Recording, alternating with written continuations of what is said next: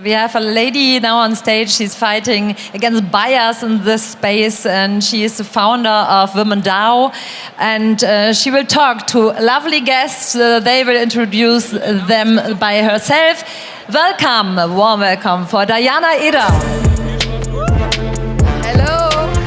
Yes, yes, yes. Thank you so much for the introduction. Hello. So, I'm Dajana, the founder of Women DAO. With Women DAO, we try to onboard as many women and diverse people as possible. So our topic today is bias, how we hold women back. So let's discuss this with my guests today, with my panelists, Dr. Su-Zeong Fröhlich, Vanessa Schaefer, and Uma Hagenguth.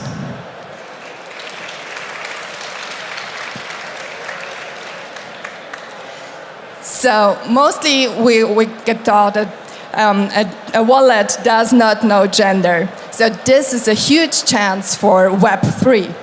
But we are all socialized differently, especially as women to men, or if you're attending the LGBTQII+ community, or BIPOCs, or probably people with disabilities. So what we are going to just discuss today is what do we need to change? How do we need to change also our focus, our behavior, to onboard as many diverse people to the space? So, Sui, with your company, with your brand, Visiblr, you're trying to onboard especially BIPOCs. So, can you explain us what BIPOCs are, or also what are implicit and internalized bias? And what do you do? And probably some statistics. Do you have some statistics? I got some numbers, yes. Thank you for the introduction. I'm really, really excited to speak at w3.vision, and very grateful to be here. My name is Sui, and I started Visiblr. It's an NFT art and social project in Web3 for Black, Indigenous people of color. And we are focusing on BIPOC living in Germany, since here there is the representation of BPOC is lacking. So we want to change that. And what numbers do we have? I think almost everyone came across with the number 95%, 86%. There are different studies about what people are currently represented in blockchain space or Web3, and 86% means 86% men. Gladly, that's our impression. We don't see 86%, maybe it's 60 or 75%. So our work is getting fruitful, and really proud of it. And how can we do this? What does onboarding mean? And onboarding means inclusion, and this works over education. And this is why we are also focusing with researchers, with studies. So a little bit about my background. I'm a physician, but have been in Web3 now for over a year now.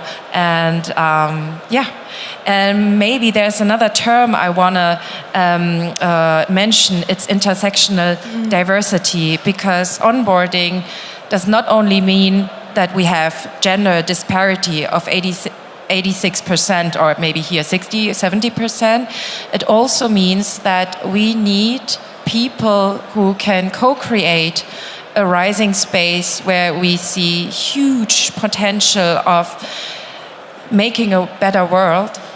And what does intersectional diversity mean? It means, or what does intersectional discrimination mean? It means that you can be affected because of due to your gender, but also race, religion, if you have a disability, and you can have all those categories at the same time, and that means intersectional discrimination. So we don't only want to address women, but for me, with my POC background, we want to offer a platform for BPOC. That's why we're here. Thank you so much. Yeah, because we are socialized to have a view on, or a point of view to our world from a white perspective, mostly from a male, white, heteronormative perspective. So what I wanted to know from you, Vanessa, a few weeks ago I had a talk, and a female founder said to me, we need to onboard female or women or diverse community. We need to produce content that attracts all these people. So you're founder of Female Pleasure Society. So your target group are women. But what are your experiences with onboarding a diverse community? What did you learn? And probably what are your challenges? So I hope my voice is like sticking to the last minute. I'm so sorry. I talked so much the couple of days. Thank you for inviting me. Thank you for being here. I think it's not only onboarding women, it's like onboarding everyone. Like the usability right now sucks. You need to create a wallet, then you need to get cryptocurrency, then you can buy an NFT. It's like really hard for people to understand how you can do it, what the technology is. And as you said, it's really important that we can educate the people. I think experience is like the best way to know the things. And that's how I came into the NFT space. My boyfriend was giving me an NFT for my birthday. And I was like, okay, what should I do with it now? And then I learned about it, and I read a lot about it, and I fell down the rabbit hole, and I love it since then. And I think that's how I do it right now. All of my friends have, like, for their birthdays, they get an NFT from me. And that's how they learn, that's how they come into the space. And with Female Pleasure Society, we want to bring female health into Web3, but our mission is also to like get more women into the space and to educate them not only what is an NFT, what the technology means, but also like giving them a real utility behind the NFT. And I think that's also how we can like bring more women, more diversity into the space, that we have like real products behind the NFT, a real company, and we do a lot of like in Discord. We everyone can ask questions, we answer them. It's like an open space, and I think that's like one of the biggest challenges, because there are so many questions with wallets, cryptocurrency, NFTs, and I think we need more education, and we need also men to, like, I always tell the men in our community, hey, you have a wife, a girlfriend, a daughter, a grandmother, whoever, please like get them into the space, give them an NFT, try to like educate them, because we need that to create more diversity. Yeah, that's how we do it. Thank you so much. Yeah, because when we talk about smart contracts, about code, a code does not know any biases. So, because a code is probably bias-free. It does not know the gender, the skin color, everything we talked before. But as long the code is coded by white men, it is discriminating. But what I wanted to know from you, Uma, you're the founder of a Web3 application similar to Instagram. It's a post-to-earn system. Can you tell me something about what did you learn about, especially how can women find their space in Web3, and which chances do you see for them, especially in 2022, where we're doing so much of onboarding work? Yeah, absolutely. Hi, everyone. My name is Uma. I'm co-founder and COO of APPICS. We're a Web3 company based in Switzerland. I came into the blockchain space in 2013, so I learned about it very early on, where there were no females whatsoever. I mean, a couple, but like the minority. It's still a minority, but I mean, now when you look around how many women there are, it's truly impressive to see that, and how much the whole industry, the whole space has shifted. I became actually full-time in 2016 when the first blockchain came out that had more applications that are easy to use, where you don't necessarily have to understand the technicalities in order to earn tokens to become part of that space. And that's really what we need to build. And what we're focused on as a company as well is just looking at, I mean, you know, yes, you can say, hey, everybody should be, you know, a tech engineer, or why don't you just, you know, go and learn how to like code a smart contract? But maybe not everybody's interested in that. And like the tech industry has been male dominated, I think for also a reason. I mean, The one thing I do say is that education is highly important, right? If you don't try things, then you don't know what you're capable of or what you might enjoy doing. But the main thing is for me is like taking the responsibility to say, no matter what, like biases are, I think, always going to be there in some form or another, right? Like we go towards, like it's a progress and we're going in the right direction, but no matter what people, might have in their minds, what they think about you, even if you're the only female walking into a room, if you know what you're capable of, if you know you have hard skills and you're competent to solve a problem, then, you have a right to be there. And the market is going to decide whether, that what you're building is successful or not. So I think we've never been in a more opportunistic time ever before when you look at history, right? Like how far we've come. And right now it's just a matter of, I think, stepping up and like being courageous and saying, I can do this. Like it's and you have so much support within that community. Like the space is so welcoming and open-minded that I don't necessarily always think, that the bias or we should be focusing so much on what biases are there or what problems do we have. Let's focus on what real world problems are out there and how can we fix them. And as women, get involved, speak up, speak your mind, like think about like problems and how you could potentially solve them or what you think about them, right? And in general, I also am a big fan of, instead of making spaces like we have the Women in Web3 panel right now, like, right, that we're a part of, but we should be on the experts panels. We should have more women, we should have more diversity on the experts panel, and for that to happen, for one, you need people that are experts in this space, because it doesn't help, to be honest, to have a lot of females, like, companies will hire like a hostess or something for them to represent their brand, and then you have a bunch of women walking around in a conference, but if they're not into the subject, if they don't really care, then that doesn't bring us forward. So I really think what's important is that we focus on hard skills, making sure that there's resources, that there's education out there, and applications like we're building with APPICS. So one of the things we're building is a social media app launched on the AppStore this year, last year on the Google Playstore. And it rewards users for sharing content, for interacting with content, and we have almost as many females on the platform as males, because that's something we're interested in, or the majority of them. So you get them into the space first, you start earning tokens, just like you said, you had an NFT, and then you're like, well, now what do I do with it? Then comes the educational portion. We're like, all right, so now I'm going to learn how to set up a wallet, how to exchange my tokens, and how to invest them to turn them into more. So I think all of those resources are important. And like right now, just taking the responsibility to say, like, I'm gonna find a way, I'm gonna learn, and there's people who are there to support me.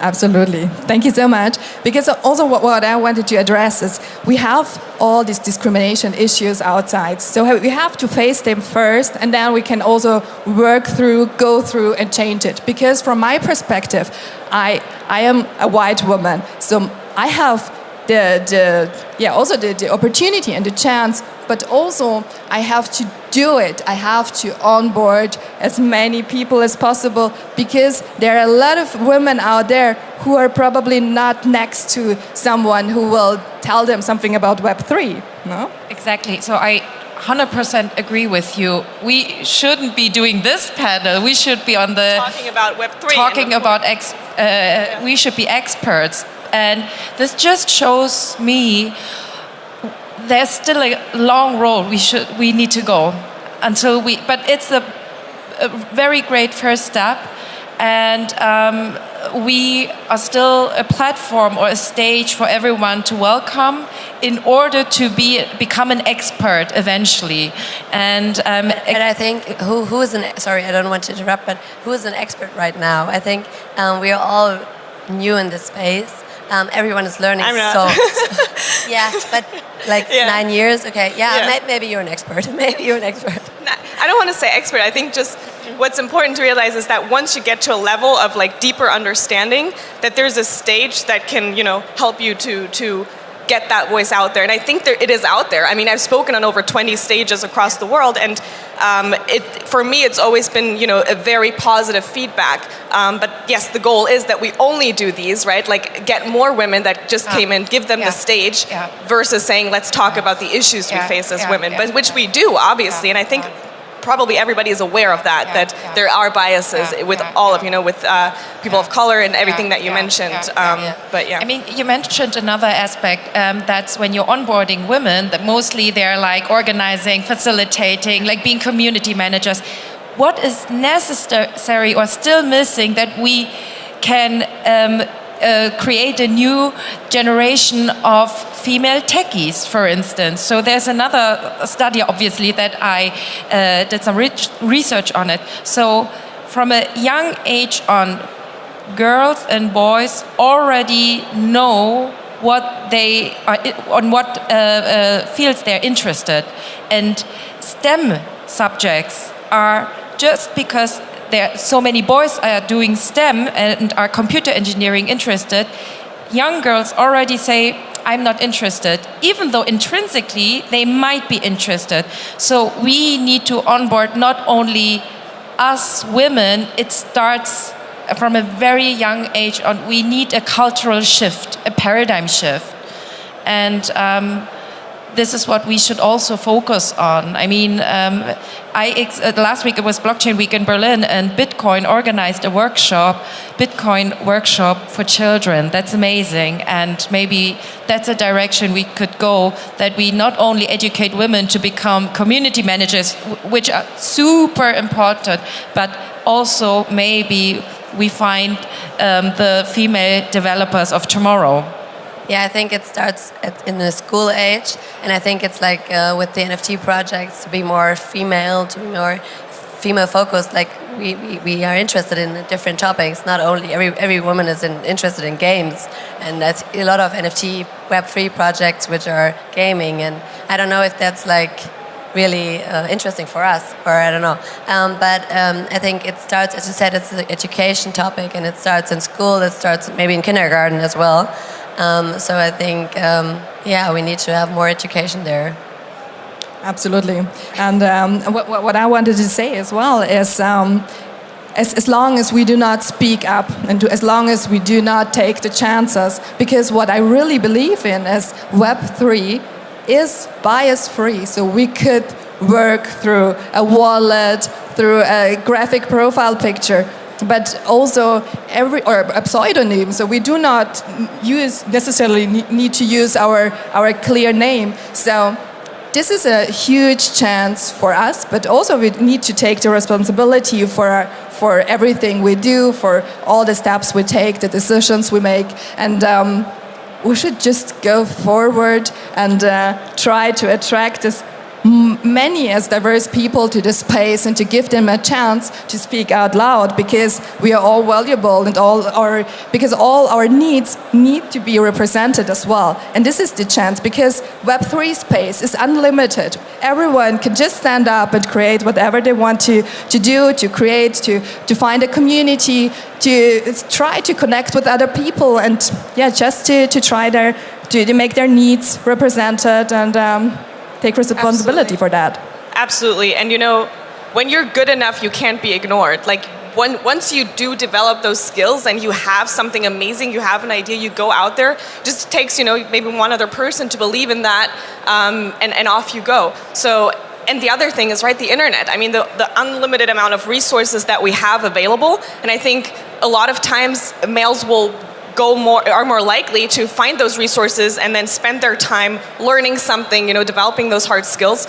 But if we say, look, we have those same resources available, and even if nobody believes in you, like you can still learn how to go Google it, whatever, go on YouTube, find tutorials to learn how to build with Unreal Engine or something, Blender, or I don't know, learn how to code, or set up an NFT, and you do that and then just push it out there, get it out to the world. And now through Web3 we don't even need our own identities anymore, right? You could be anyone. Potentially anonymous. You could be you could have an ape as your picture on whatever, right? I mean, apes are one thing, but anything, you can put it up there and launch projects and market it that way, and it could blow up overnight. And then you're like, hey, by the way, this was made by a female founder. So I think unlimited amount of opportunities, resources, connect with people, ask, get in touch, and just never stop learning.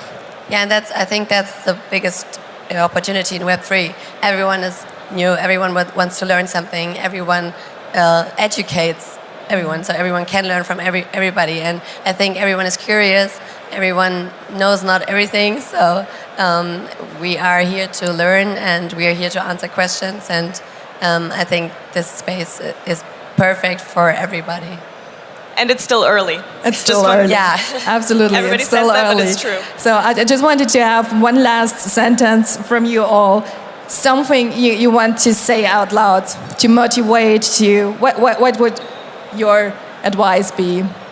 So there is a big discussion about inclusion, participation, diversity, and let's not use those terms like it's so shallow, just only talk about it, but also keep in mind, what does participation truly mean? It means to also part from your privileges that you have in order to onboard people. That means participation. You need to give away something. And if I'm privileged, why would I give away my privilege? But in order to reach that utopian goal for parity, you need to say goodbye to some of your privileges, because onboarding doesn't go by default. So yeah, that's what I would like to share. Absolutely, it's so important, because also when I started to create this talk, and when I had the chats with Vicky, and I said, so, okay, probably I need to step back, not only me speaking about diversity and inclusion, but making and opening a space for more diverse women to speak about this topic. So thank you so much. I would say just be bullish and ask questions. And if you're the only woman in the room, then just ask questions and learn about from anyone about everything. And we are all early, so yeah, just try to learn and be curious. I love that. Stay curious is also what I always say. That's the main thing that's gotten me also in the position where I am. Because, in the beginning, it might not be easy, or it's not something you might necessarily be interested in, but you have to start in order to find out, right? And that's also how you find your own then authenticity within that. To say, okay, maybe I want to take a bit of a different shift or direction. I have a passion, and everybody has gifts that not somebody else has, and you can combine that with new skills that you learn to create something completely new. And so instead of looking at, what is everybody else doing, or, why are there not more people of color, or why not there more, women, how am I not being represented? Just focus on yourself, what you want to do, and look around, look at the resources that are available, and again, just always, I love that, stay curious is my main one, because when you are curious, you're always learning, and when you learn, you get far in life. So thank you all for listening. Let's connect with each other. Just come by to Vanessa. She's here around the corner in the booth. Just talk to us. Ask your questions. Be aware. It's your time. It's your time to shine. Take your space. Thank you so much. Thank you.